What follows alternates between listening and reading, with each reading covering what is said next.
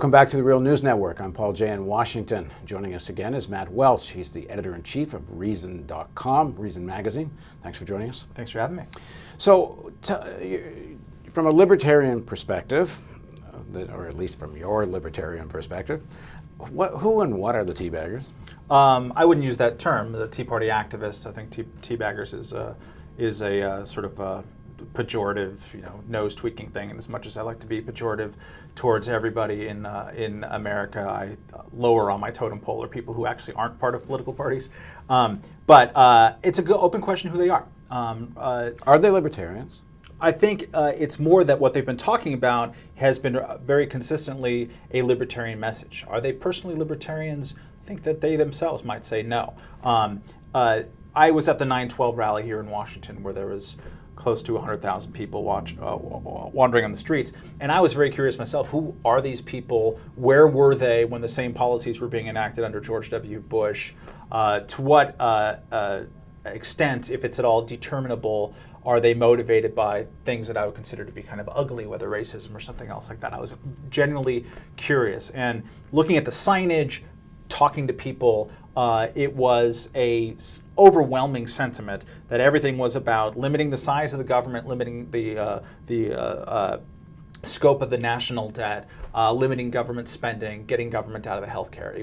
It was an anti-government or anti-growth of government message that was totally consistent. Now, those same people have huge disagreements with themselves, with me, about things such as national security, I'm sure, immigration, and a bunch of other things. But a fundamental thing to realize about the Tea Party movement that it is actually a decentralized movement. It is different in Tennessee than it is in Utah, than it is in California, and that is sort of befuddled people who are trying to make sense of it and trying to put a face on it. Now, for the tea activist movement, is that how I should however you want. I'm just talking about what language I use. It appears, because I don't know them that well, but it appears Sarah Palin is one of the figures they're rallying around.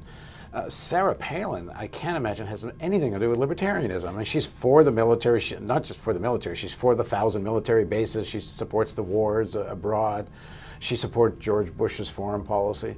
I mean, Sarah Palin's got nothing to do with being a libertarian, does she? Her record as governor before she became this national culture war figure was actually more interesting. I wouldn't call it libertarian, but more independent bent than most politicians are. It's a very strange thing how her personality and public persona just changed in a dime once she became this kind of lightning rod. I was talking to a friend who's involved with the Alabama Tea Party things, and I was asking him this exact same question. What's up with the Sarah Palin thing? How does that describe the people that you know? And he says, according to their kind of internal polling, about a third of their Tea Party people that they know totally love Sarah Palin. They just adore her. About a third are kind of indifferent and, okay, I don't really get it, but whatever. And a third are hostile to her. She is a polarizing figure in every element of society, including the Tea Party movement. Now, I think what you see is that within the Tea Party thing, they're not talking most of the time about foreign policy. They're not talking about social issues like abortion or school prayer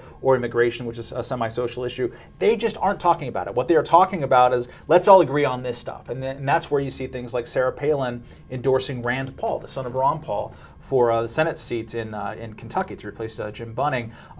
Even in her statement was like, we disagree on a lot of stuff. However, we need to shake things up. So I think she's trying to glom onto the Tea Party movement more so than the Tea Party movement is demanding leadership from her. But for sure, she has some strange rock star-like quality in American politics for good and for bad in terms of relationships. But so much of this movement seems to be driven by Fox News. And Fox News is out at the rallies and they're watching Fox News. And Fox News seems to really just be giving a populist voice to the far right of the Republican Party, who, when back in power, are going to be back to where Bush and Cheney were in terms of all the policies, domestic and foreign. I would dispute that it's a Fox News-led type of thing. I mean, there's some characters on there who certainly stoke it, and including Glenn Beck, he gave a speech at the Conservative Political Action Conference here that said Republicans were just as bad. I mean, that's what he spent his time doing. Even Sarah Palin at the Tea Party convention, which was sort of a strange event of its own, she encouraged people to go after Republicans in primaries. So I don't think, I mean, this is definitely a right-of-center movement. Don't get me wrong, and I think the majority of people either are or have been Republicans at some point. At the same time, there's a strong sense, when I was talking to people, of personal shame that they weren't giving George Bush a harder time, and a sense that if Republicans, if we back a Republican and they turn out bad, we're gonna twist the knife. I don't necessarily have much faith in that. I think that you shouldn't have faith in the two major political parties in this country.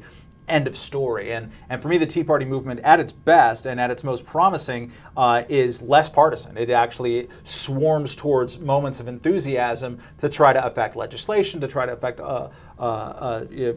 governments or elections or whatever. And it's less an appendage of the Republican Party, because you're absolutely right. The things that they are saying that they are excited about right now are things that the Republicans under unified Washington Republican government did really badly themselves. And to not acknowledge that right up front as part of what they're doing. Because the Republican game's always been, in the name of small government, you wind up having massive tax cuts for the rich, but on the other hand, expansion of the military expenditure, you actually don't wind up with smaller government, you just wind up with different big government. Not only that, but basically beginning in around 1998, when George W. Bush and John McCain became the two leading Republicans in the country, they both campaigned against small government philosophies.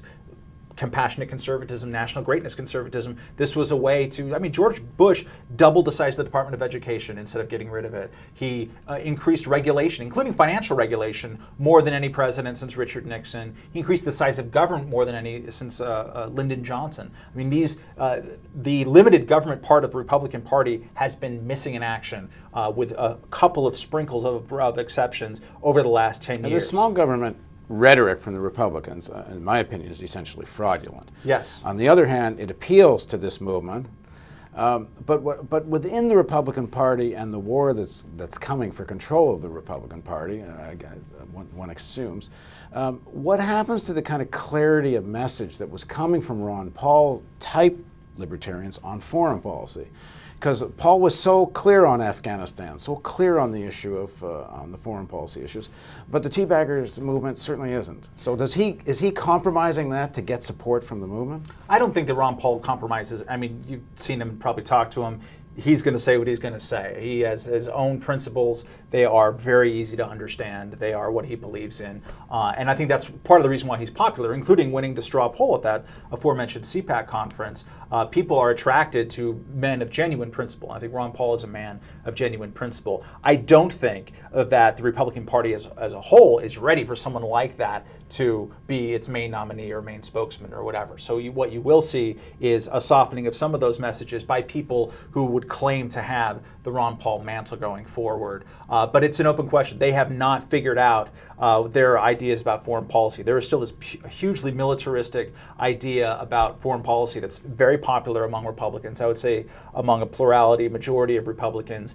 And when they are put in a position where they actually have to make decisions about that stuff, you will see all of these fissures reemerge. Now, the tea movement gets used. I don't know how to say it now that you told me I can't say teabagger anymore. It completely screwed me up. They become an ally of the insurance industry. Because in the name of small government, you attack any kind of healthcare reform. They indirectly become an ally of Wall Street, because in the name of small government, you don't want regulation on Wall Street.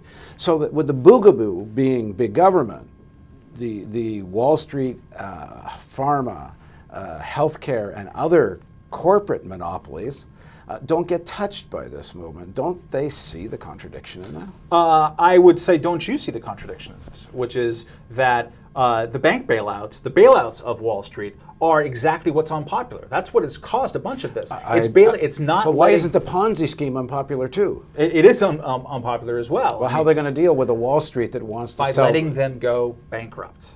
You want to punish these people, let them fail. If you want to publish greedsters, scamsters, fraudsters, let them eat dirt. Right, but this is something they won't be eating dirt alone. A lot of these tea activists, tea baggers, are going to be out of work. They should understand that. They're out of work now.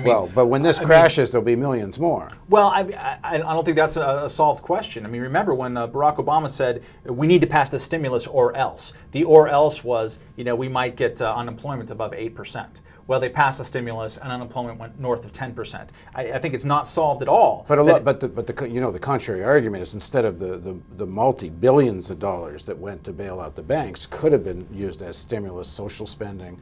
They didn't. They could have let the banks burn, let them go down. I mean, there's a lot of people who agree with that idea. Yeah. Let them go Left and right. bankrupt. But you still need government to have done something about the fallout of that crash. And I think that you would actually have plenty of sympathy for that point of view within the Tea Party movement.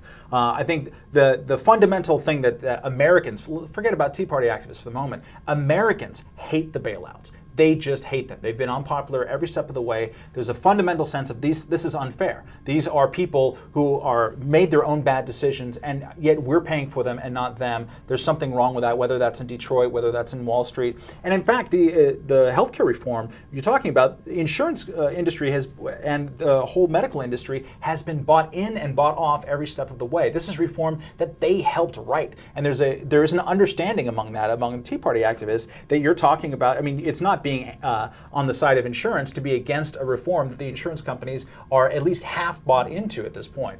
I think they're making a critique that you can't just extend the status quo and the entrenched players who are in the status quo and expect to get our support. This sort of government-first approach. Well, we go back to our healthcare interview we did previously, which is you'll find a lot of agreement amongst people who support a single-payer plan with all of that. Sure. They have the same critique. They think the current legislation just actually reinforces the monopoly of the insurance companies. And a lot of the most stirring critiques of the Obamacare has come from the left. It's come from people like Jane Hampshire, who are upset both with the tactics of how this is sold, how it was done, how it broke promises on a lot of different levels, and it's much to the credit of people who come from that side of the aisle, I think. So I don't see the Tea Party people as being handmaidens to kind of greedy corporate overlords. They tend to have the same distrust towards them that you'll find elsewhere. What they don't like to see is individuals and companies benefiting or at least being propped up by taxpayer money for their own bad decisions. There's something fundamentally wrong with that, and they believe that the economics are bad and that's putting off the pain for some future date that's going to be even worse than what we have today. Thanks for joining us. Thank you. Thank you for joining us on the Real News Network.